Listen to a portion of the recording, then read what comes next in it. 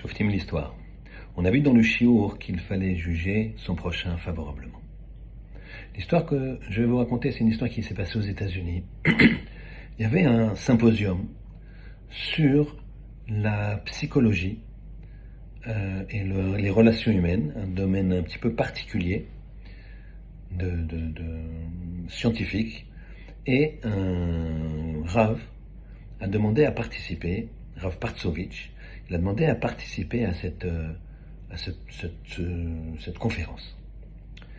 Alors le conférencier, qui était un professeur de médecine, a dit au Rav: écoutez, je ne vois pas d'inconvénient, mais je vous demanderai vraiment de ne pas poser de questions, d'être le plus discret possible, et voilà, vous pouvez prendre des notes, il n'y a pas de problème, je suis ouvert, mais vous restez vraiment très discret. Et voilà que la conférence commence, et tout d'un coup, un téléphone sonne, il fait du bruit. Et le Rav met la main dans sa poche et dit: excusez-moi. Il prend un certain temps et il enlève et il coupe la sonnerie. Très bien, le professeur est un peu... Et la conférence se poursuit. Voilà que le professeur continue à prendre des notes, et une deuxième fois, son téléphone sonne. Il met la main dans sa poche, il triture comme ça pour l'arrêter, et il l'arrête. Là, le professeur lui dit: écoutez, monsieur le rabbin, je vous demanderai vraiment de faire attention, sinon je vais être obligé de vous demander de sortir. Merci vraiment de respecter, là, d'être très discret. Quelques minutes plus tard, une troisième fois, le téléphone il sonne, le Rav il met sa main dans la poche, il éteint, et voilà que cette fois-ci le professeur lui dit: écoutez, je suis désolé, mais je vous demande de prendre la porte, c'est trop dérangeant.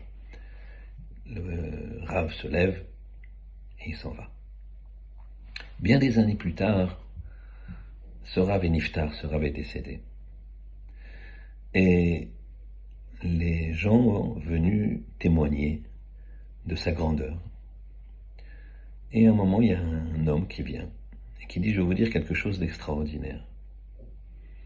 Une fois, moi je suis médecin, et il y avait une grande conférence qui m'intéressait et qui était susceptible d'intéresser des rabbinim, et le Rav a voulu venir écouter la conférence. Et le Rav prenait des notes, et tout d'un coup un téléphone a sonné. C'était le mien. Donc j'ai mis discrètement la main dans ma poche, je l'ai arrêté. Et j'ai vu que le Rav, lui, faisait la même chose. Et une deuxième fois, une troisième fois, le Rav, il m'a protégé pour pas que je sois humilié. Il a fait semblant que ce soit son téléphone qui sonnait. Regardez la grandeur de ce Rav. Et regardez comment on aurait pu juger les Kavzechut, juger du bon côté. Se dire à Rav, qu'est-ce que... il va pas respecter la discrétion et éteindre son téléphone? Dans tous les cas, regardons chacun avec un bon œil. Il y a toujours une situation que l'on peut réfléchir et juger du bon côté. Soyons bons avec les autres. Regardons avec le bon œil. L'œil du chesed, l'œil de juger les autres, les kavzechut, du bon côté. Shabbat shalom.